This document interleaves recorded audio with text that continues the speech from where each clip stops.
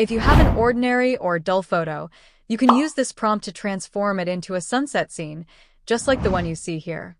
I have edited these photos using this command, and you can see the results for yourselves.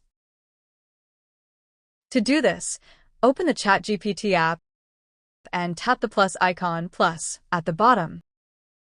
Then select Create Image. Tap the plus icon again, go to your photos, and select your own image. Once the photo is added, paste this prompt here.